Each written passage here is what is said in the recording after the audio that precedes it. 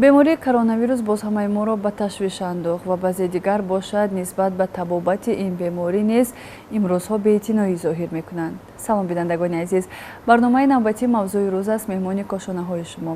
имрӯз мо дар барнома даъват намудем духтури равоншинос Маҳмуди Кабирро. Шуморо хушомадед мегӯем ба барномаи мавзӯи рӯз ва умедворам тавсияҳои имрӯзаи шумо ба бинандагони мо метавонад кӯмакрасон бошад. дар оғоз мехоҳам бипурсам ки чаро бемории коронавирус дар аксар давлатҳои ҷаҳон аз ҷумла кишвари мо дигарбора хуруҷ намуд? аввали соле ки ин беморӣ ҳамагир хуруҷ кард, ин марҳилаи аввали хуруҷи он буд ва аз он ҳисоб ки беморӣ метавонад ки баъзе хосиятҳои худро иваз кунад ва мо марҳилаи нави хуруҷи ин бемориро дидем. Ин аз як тараф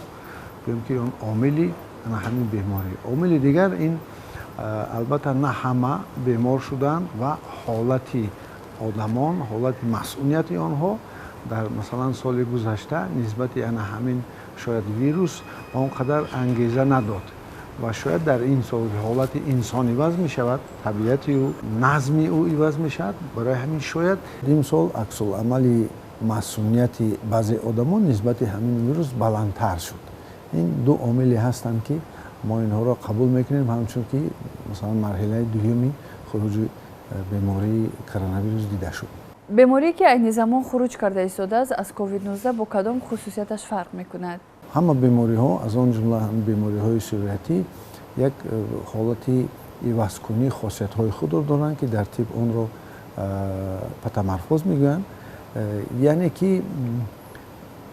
дар баробари он ки мо сиришти мо нисбати бемориҳо худро мутобиқ мекунад ё ки мубориза мебарад ё ки қувваи масъулият ӯро мағлуб мекунад, бемориҳо ҳам дар баробари ин худашонро иваз мекунанд, хосиятҳои худро иваз мекунанд ва ин ҳатто дар сатҳи генетикӣ ирсӣ мешавад. вақте ки ана ҳамин вирус рӯбарӯ шуд ба сиришти инсон, дидем ки аксар вақт қувваҳои дифоии сиришт тавонист ки онро мағлуб кунанд ва баъзе дору дармонҳо истифода бурданд ва баъзе корҳои дигари тиббию дигар корҳо карданд ки ин асар расонд ва мағлуб шуд. вале дар баъзе ҳолат ҳамин асаротҳо ё ки сустии заифии қувваҳои масъулиятии инсон сабаби он мешавад ки нисбати ана ҳамун аксуламалҳои ки масъулияти сиришти инсон ана ҳамин вирус мутобиқ мешавад ва коркардҳои дигаргуниҳои дар сиришти ӯ мешаванд ки аз он ҷумла дар ДНК-и ӯ мешаванд ки сабаби боз қувваи нав гирифтан, яъне ки ба истилоҳи дигар ҷанг карданро ёд гирифтан ба ӯ муяссар мешавад ва бар зидди масалан сиришт мубориза мебарад. фарқияти он коронавирусе ки дар масалан солҳои 19 аввалҳои асри фарқияти ана он беморие ки COVID-19 дар охири солҳои 2019-2020 сар зад, дар он аст ки ин беморие ки имрӯз хуруҷ зад ба гуфти баъзе таҳлилгарону олимон хосиятҳои генетикии худро иваз кард ва нисбати ана ҳамун дороҳо, нисбати масъулияти инсон як устувориро дар худ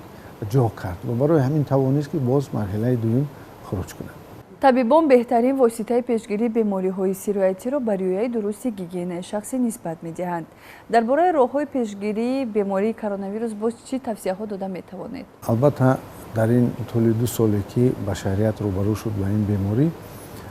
қоида ва қонунҳое ки аз тарафи ташкилоти байналмилали тандурустӣ ва аз он ҷумла аз тарафи вазорати тандурустӣ ва ҳифзи иҷтимоии аҳолии ҷумҳурии Тоҷикистон пешниҳод шуданд, инҳо тамоми ана ҳамун ки рафтори одамро дар як чорчӯбаи муайяни тиббӣ ворид сохтанд то ин ки бештар ва хубтар одамро аз ин беморӣ ҳифз кунанд ва ин дуруст аст албатта. ва дар баробари ин боз ҳаст пешгириҳо ё ки беҳдоштҳои равонӣ. масалан инсоне ки ҳолати равонӣ рӯҳиш агар нороҳат бошад, бештар ба ин беморӣ гирифтор мешаванд, чунки ҳолати равонӣ бевосита таъсир мерасонад ба ҳолати қувваҳои дифоӣ сиришт аз он ҷумла системаи маъсуният و ما بواسطه این رو می‌بینیم که سرشت انسان داروهای خود و درمانهای خود رو دارد که این یا آن حالتی او رو نگه می‌دارد یا که مقابلیت ناکی او رو پرزور می‌کند و از آن جمله قوه‌های مطابق کنی و جبران کننده سرشت انسان یک نیروی هست که مثلا همچون ذخیره سرشت انسان نگه داشته میشه. از همین لحاظ ما پیشنهاد می‌کنیم باز در برابر آن چیزهایی که گفته شده است که جسم انسان رو مثلا سرشت مادی او رو از این بیماری حفظ میکند سبب میشود و درباره بدیم ما میگوییم که البته باید حالت روانی خود را باید دائم در یک اعتدال در یک مقرریت نگه داشت از آن جمله آن احساسهای منفی ترس هراس غضب کینه نفرت رنجش بسیار اینا احساسهایی هستند که میتوانند به واسطه به حالت سرشت از آن جمله قوه مسئولیت تاثیر رسانند این را بهداشت های گوییم که روانی میگن باز پیشگیری های البته روانی هستند که انسان آن فضایی را که در زندگی میکند اطلاعات درستش بگیرد و اطلاعات هایی که هر روز در اطراف او هستند و حالت هایی گوییم که بهادهی اطراف را نادرست میکنند خود بهادهی را پست میکنند اینها میتونن که به حالت سرشت رو البته تاثیر رسانند برای ما پیشنهاد میکنیم که دائم انسان آن که این چیزها را رعایت میکند از آن جمله شستن دست استفاده که موادهایی که آنتیسپتیکی هستند پوشیدن روپوش ها اما اینها البته خوب هستند و مسافه اجتماعی رعایت کردن همه این میتواند که انسان رو تا خیلی فایز از این بیماری حفظ کند و انسان باید در شعور خود در معنی سر خود دائم بگوید که من با رعایت کردن انا همین کارها میدونم که بیشتر و خوبتر خود را حفظ میکنم و خود بهادهیش درست کند و با خود بهادهی که درست باشد و که واقعی باشد آن وقت انسان مناسبتش به خودش درست میکند و در این حالت سرشت او نسبت بیماری ها عکس العمل نمیکند یا که آنها را مغلوب میکند. از جانب روانشناسان جهت پیشگیری از خروج دوباره این بیماری در شهر دوشنبه چه چراها اندیشیده شده ایستادند؟ در سطح ضروری ریاست تندرستی شهر دوشنبه راه اندازی کرده است هر روز این کارهای فهماندهی در واسطه اخبار عامه با واسطه آنکه خود طبیبان عائلوی طبیبانی که در هر مثلا کارخانه های مسائل طبی هستند اینها البته کارهای فهماندهی را درست میبرند و ما میبینیم که در حقیقت این نتیجه داده ایستاده است و مردم بیشتر به این چیزها دقت میدهند ما هر جایی که رویم میبینیم موادهای آنتیسپتیکی هست هر جا وارد شدن در مسائل کارخانه ما میبینیم که نوشتجات ها هست که روپوش ها را بپوشید ما میبینیم بسیار جاها هست استفاده صابون و مثلا شستن دست ها اما این چیزها رو ما میبینیم که یک حالتی بهداشتی که این جامعه ما رو با یک زینه دیگری خوب آوردن و البته ما در برابر این باز بسیار کسانی رو که مثلا باز نیاز به که بیشتر به اطلاعاتی لازمی دارن ما اونها رو با از لحاظ اطلاعات باز مثلا تامین میکنیم و با بعضی چیزهای دیگری پیشنهاد میکنیم که آنها مثلا حالت روحی و روانی آنها رو نگه میکنند از آن جمله ما مشق‌های روانی پیشنهاد میکنیم و این مشق‌های روانی سبب آن میشن که انسان مناسبتش رو با اون حالتی که در اطراف است نگه میکند وقتی که این بیماری خروج زد در برابر آن که نسبتی بگویم که سمت یعنی که بدن انسان نسبت خود مادیات همین بیماری کارهای خوبی برده شدن از آن جمله ما شستن دست‌ها را می‌بینیم ما مثلا استفاده موادهای آنتیسپتیکی روپوش‌ها را می‌بینیم و البته برنامه‌های مخصوصی هستند در ریاست تندرستی شهر دوشنبه که چی با واسطه اخبار عامه چی با واسطه خودی ترغیبات و تشویقات بردن ترجیحات سالم از طرف طبیبان مؤسسه‌های طبی و دسترس بودن اطلاعات و مردم این در یک سطح خوبی گذاشته شده است و ما نتیجه هاش هم میبینیم، چون میرویم به مصرف ها و کارخانه ها ما مواد آنتیسپتیکی میبینیم، صابون ها میبینیم که برای شستن دست ها و پوشیدن نقاب ها رو میبینیم، رعایت مسافه رو میبینیم، مسافه اجتماعی رو. و ما در برابر این البته در دیگر جاها این کم دیده شد در دیگر دولت ها، ولی در دولت تاجیکستان ما ولی در جمهوری تاجیکستان ما دیدیم که در برابر همین کارهای بر ضد همین مادیات بیماری، یعنی که سفربر کردن کارهای طبی، ما در برابر این باز دیدیم که گذاشته شد کمک های روانی، یعنی که با آدمانی که چی هنوز بیمار نشدن ولی خواطری دارن و آدمانی که در حالت بیماری قرار دارن، یعنی با بیماری مبارزه میبرن، با آنها کمک روانی رساندن، یعنی حالت روحی آنها رو آرام کردن، و کسانی که بعد بیماری یعنی بیماری رو گذراندند، زینه توانبخشی، ما با آنها یعنی کمک روانی رساندیم. و بار دیگر میگویم که این کار در جمهوری تاجیکستان از طرف وزارت تندرستی و حفظ اجتماعی اهالی جمهوری تاجیکستان بسیار درست راه اندازی شد و یکم غلبه که بسیار برای ما نسبتاً آسان شد یکیش همین بود که حالت روحی و روانی چنین بیماران به نظر گرفته شد و متخصصان ساحه روان به این سفربر کرده شده بودند و در دیگر جاها آموزش ما تحقیقات های ما که نسبتاً کم در دیگر دولت ها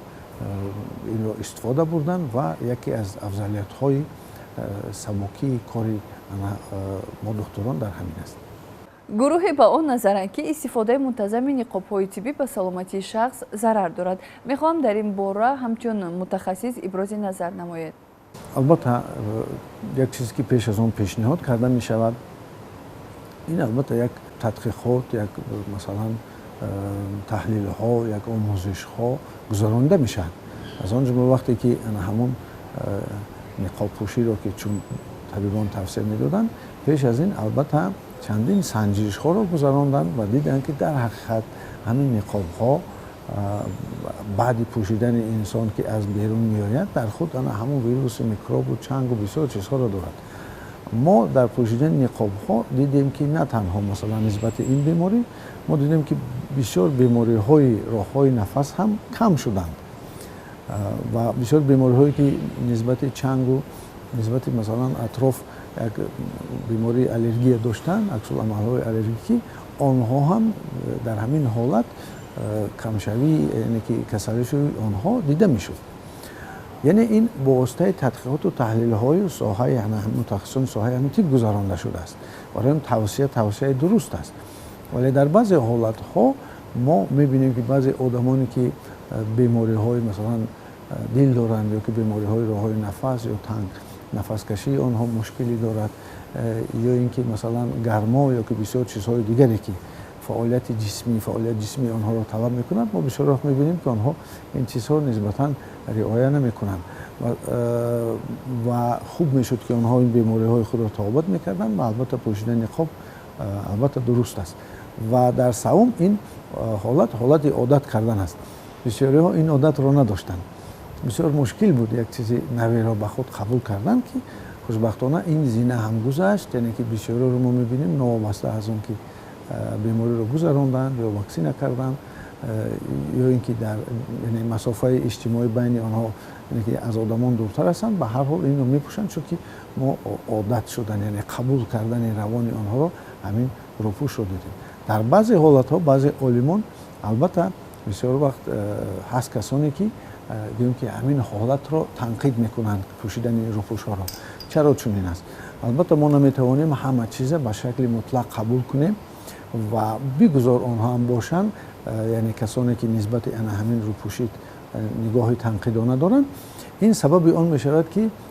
همین نقاب باز کاملتر و کاملتر و کاملتر کرده میشود. اگر یاد باشد ما سالهای اول نقاب پوشی رو میدیم که هر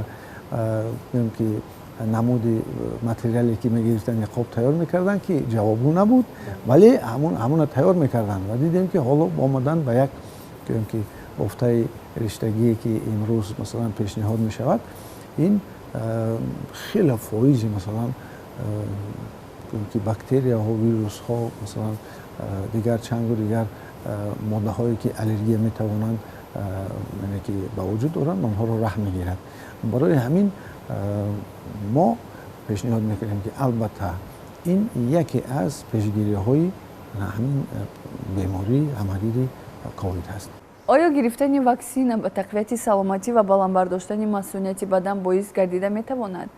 یکی از دستاوردهایی که در ساحه طب است این اختراع همین واکسن است و ما میتوانیم با یک افتخار بگوییم که یکی از اساسگذارهای همین امکانی این سردفتر که طبی معنوی تاجیک این ابوبکر ارازی است.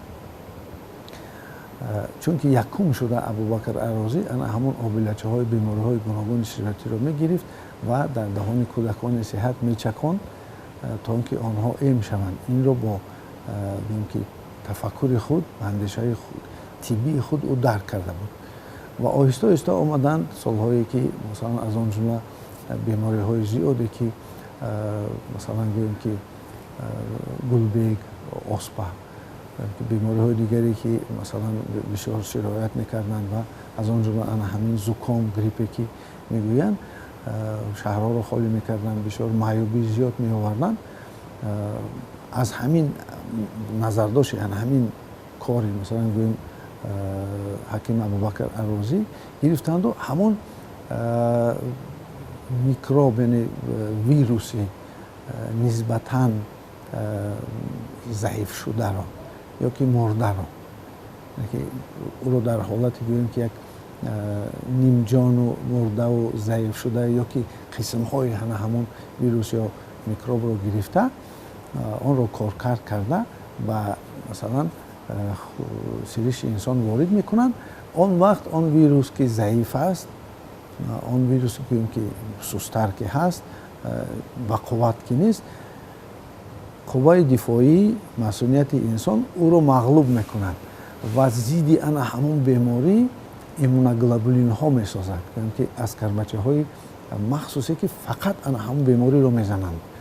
برای همین واکسن گرفتن این البته خوب است برای که انسان میتواند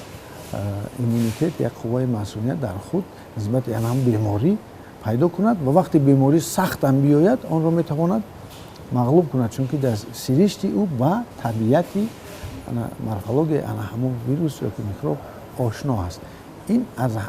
از همین طرف است. ولی چرا که سالهای اول این کارها رو میکردن ما میدونیم که اخوردی چقدر واکسن میکنن، چقدر مثلا ایمگذاری میکنن سرکرده از 7 روزگی و مخصوص برنامه هست که کودکان رو از بسیار بیماری ها مثلا ایم میکنن و این عکس العمل های اطلاعاتی نبود. ولی امروز در فضای اطلاعاتی گوناگون عقیده ها هست که چخیل میکند، چخیل تاثیر میرساند، حالت های مشکل و گوییم که غیر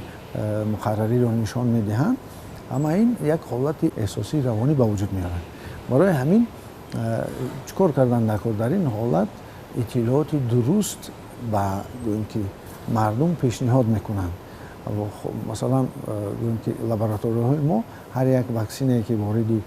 تاجیکستان میشد آنها رو زیر نظارت میگیرن، آموزش میکنن و آنها رو مثلا با سانیتر با مردم پیشنهاد میکنن. ولی بعضا چنین هست که بعضی آدم ها وقتی که واکسن میگیرن آنها به یک عکس العمل الرژیکی روبرو میشوند، یعنی سریشت آنها همین قسم های یعنی همین ویروس یا که دیگر قسم هایی که در داخل همون واکسن هست آنها را قبول نمیکنند و بعضی سریش های دیگر کمتر همون نمود بیماری رو میگذارونند ولی سستر، ولی به هر حال آنها را ناراحت میکنند. همه این سبب میشه که بعضی نقطه نظری مردم نسبت همین گوناگون میشن. ولی امروز بسنده اطلاعات هست که مردم میتوانند به ایبا از این واکسن ها استفاده کنند. با اون نفرانی که از گرفتن واکسن ترس دارند چی توصیه میدهید؟ البته ترس این وقتی پیدا میشد که آنها بسنده اطلاعات ضروری باید این واکسن ندارند. این یک مسئله است. مسئله دیگر است که ما در امروز در بازار جهانی که داروواری میبینیم که در حقیقت فیرماهای گوناگون، دولت‌های گوناگون برای دسترس کردن مثلا همین واکسن یک مبارزه ها میبرند. البته ضد یکدیگر میتوانند گوناگون اطلاعات ها رو پهن کنند، ولی ما میدونیم که بسیار واکسن هایی که به جمهوری ما وارد میشن این به واسطه تشکیلات بین المللی تندرستی هست و زیر نظارت این چیزها رو میگیرد و ما هم میدونیم که امروز میتوانیم باور کنیم و انا همون مسئولینی همین ساحه که برای مردم، برای خلق واکسن ها رو پیشنهاد میکند و این سبب آن میشد که اکثر مردم آن خواطری خود، آن بیمناک بودنشان یا که حالت دیگری ناراحتی روانی داشتنشان برهم خورد. و البته بیشتر آدم باید نسبت همه واکسن ها باید نیکبین باشد. سرشت انسان چنان ساخته شده است که نمیتواند خودش را محافظت نکند. مثلا حتی که از قبض پوست سر کرده که ما مخصوص ایمونوگلوبولین ها داریم که در بالای پوست هستند، در زیر پوست است، در درون خون هست. هر یک عضو جداگانه باز قوای دفاعی خود رو دارد. از آن جمله ژنتیک ما، یعنی که ارثیت ما باز جداگانه قواهای دفاعی خود را دارد. از همین لحاظ ما میتوانیم هم با واکسن و هم با سرشت خود و هم با باوری به اطراف یک نظر نیک داشته باشیم و باور کنیم. آیا ترس به پس شدن مسئولیت بدن باعث می شود؟ چنین است البته که ما میدونیم انسان که از دو قسم از روان و تن عبارت که هست، حالت روانی و بدن اثر میرساند. مثلا آدم اگر به غضب بیاید که رنگ روی او سرخ میشه، یعنی که گردش خون به سر بسیارتر میشه. ما حالت اگر ببینیم آدم میترسد، ما از رنگ روی او میفهمیم که در حالت ترس، یا که از قیافه روی او میفهمیم که مثلا در حالت ترس گرفتار است. البته این تاثیر میرساند، بی واسطه تاثیر میرساند، چون که ترس سبب حاصل شدن داروهای مخصوص، گرمانهای مخصوص در سرشت انسان می شود. از آن جمله گرمان ادرنالین، از آن جمله دیگر گرمان هایی که مثلا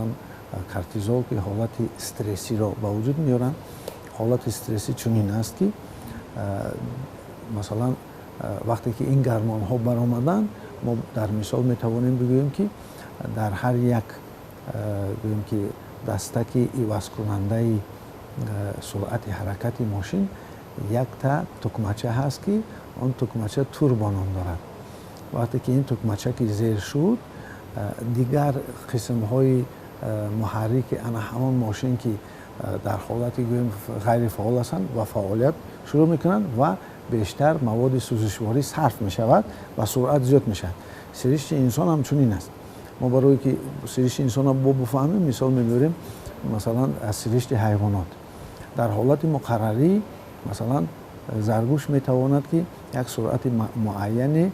مثلا در یک ساعت تا 60 کیلومتر دود، ولی در حالتی که گرگ را میبیند یا که یگان حیوان درنده را میبیند، در سرشت او ادرنالین حاصل میشود. ادرنالین سبب آن میشود که همه سرعت دویدن زرگوش بگیم که تا یک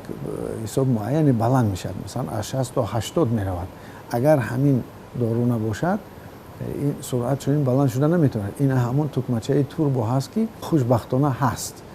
و حالتی که انسان مثلا استرس میگیرد، انا همون داروی ادرنالین حاصل میشد. ولی انسان از حیوان در آن فرق میکند در این حالت که انسان حرکت نمیکند. اگر در همون حالتی که انسان استرس میگیرد یک میگویم 100-200 متر اگر دویده ماند، همون گرمان ویران میشود. ولی انسانی که در یک حالتی که آرامی قرار دارد و ترس، خیال این چیزا پیشنهاد میکند، فکر این چیزا پیشنهاد میکند، با واسطه تاثیر سیگنال دومی معاینه سر که حیوانی ندارد، یعنی حیوان تا نبیند نشنود مثلا نمیترسد، ولی انسان میتواند با خیال خود، با فکرهای خود بترساند. از همین لحاظ این دارو ویران نمیشد. ولی سرشت به هر حال در مثلا یک غدود بالا گرده حاصل می شود گیدروکورتیزونوی گرمان که آن сабаб мешавад ки ана ҳамин гармонҳои стрессиро вайрон кунад. ана ҳамина мегӯянд қувваҳои мутобиқкунанда. дар натиҷаи вайрон шудани ана ҳамин мувозинати байни дороҳое ки ҳосил мешаванд дар ҳолати тарс ва дороҳое ки ана ҳамин стрессро ки дигаргун мекунанд ба ҳолати муқаррарии одамро мебиёранд, ана пайдо мешавад зиёни ана ҳамин тарс аз он ҷумла ба қувваи дифоии инсон ки истодагариашро нисбати ана ҳамон бемориҳо дигаргун мекунад. Яке аз сабабҳои бемории аллергикӣ ҳам ҳамин ҳаст ки вақте ки сиришти инсон дар як ҳолати ангеза қарор дорад, ба як сафедаҳое ки пеш ба онҳо коре надошт, ба ана ҳамонҳо ҳам метавонад ки ҷанг кунад ва сабаби пайдо шудани бемории аллергия шавад. оё зимни табобат тавсияи равоншиносон ба бемор ягон мофият дорад? дар ҷумҳурии Тоҷикистон истифодаи нерӯи равоншиносону равоншифоёну равонпизишконро дар соҳаи тиб дидем ки дар ҳолате ки духтурони бемориҳои сироятӣ ба ҳамин бемории ковид мубориза мебурданд ва мардумро табобат мекарданд беморонро. дар баробари ин ана ҳамин қувваи нерӯи равоншиносону равоншифоён истифода бурда шуд ки мо ҳатто ки ҳам дар пеш аз касал шудан ки ҳанӯз касал нашуданд ҳолати онҳоро ба эътидол биёрем ва ҳам ҳолате ки беморон масалан дар ҳолати мубориза буданд ва ҳам баъди бемориро гузаронданд. Мо истифода бурдем аминро ва мо як барномаи махсусе дорем ки онро нисбати аначунин одамоне ки ниёзманд ҳастанд истифода мебарем ва натиҷаҳои хуб дода истодааст, чунки ҳолати равонӣ бисёр таъсир мерасонад ба ҳолати гӯем ки ҷисм бадани инсон. Дар мисол мо метавонем бигӯем масалан Наполеон императори Фаронса вақте ки Австияро мағлуб кард, ба духтури худ фармон дод ки ҳам захмиҳои фаронсавиро ва ҳам захмиҳои австриягиро табобат кун. Ва духтури Наполеон дид ки захми бемориҳои фаронсавӣ тезтар сеҳат мешавад нисбати ана ҳамин захми бемориҳои австриягӣ ва ба хулосае омад ки эҳсоси ғолибият ва тез ба хона рафтан дар фаронсавиҳо зиёдтар буд ва амин сабаби он шуд ки захмҳои аз тир хӯрдаи онҳо тезтар сеҳат мешуд. Вале чунин захмҳоро ҳам аскарони австриягӣ доштанд, вале захмҳои онҳо дертар сеҳат мешуд ва сабабаш он буд ки онҳо эҳсоси манфии мағлубиятро доштанд ва медонистанд ки баъди сеҳат шудан онҳоро бо мушкилоти зиёде дар пеш аст. Ана ҳамина бинед чӣ хел дар таърихи тиб дарс карда шудааст ки эҳсос чӣ хел ба ҳолати сеҳатшавии инсон таъсир мерасонад. ҳамчун равоншинос боз чӣ тавсия медиҳед вобаста ба пешгирӣ ва табобати бемории коронавирус? дар як рӯз як ё ду маротиба онҳоро иҷро кардан лозим аст, чунки машқҳои равонӣ мо хос мутобиқ шудаанд ба мардуми мо дар асоси фарҳанг, дар асоси менталитет, тафаккурони мардум, дар такя ба ана ҳамон гӯем ки он дастовардҳои чӣ тиби ниёгони мо ва чӣ тиби ҷаҳонӣ. Ва албатта ин тавсиёт шуд ки дар як рӯз якчанд маротиба ором шаванд, ҳуши худро дар байни маъинаи сар гиранд, бадани худро як бор ба чашми ботинӣ назар гузаронанд ва ба бадани худ гуфтугӯ кунанд ва бадани худро водор ба ғолибият ва пешравӣ ва муваффақият равона созанд. ташаккури зиёд. бинандагони азиз, ёдовар мешавем ки меҳмони имрӯзаи барномаи мавзӯи рӯз буданд духтури равоншинос Маҳмуди Кабир. бори дигар шуморо ташаккур мегӯем барои тавсияҳои хубу ҷолиб баҳри бинандагони мо.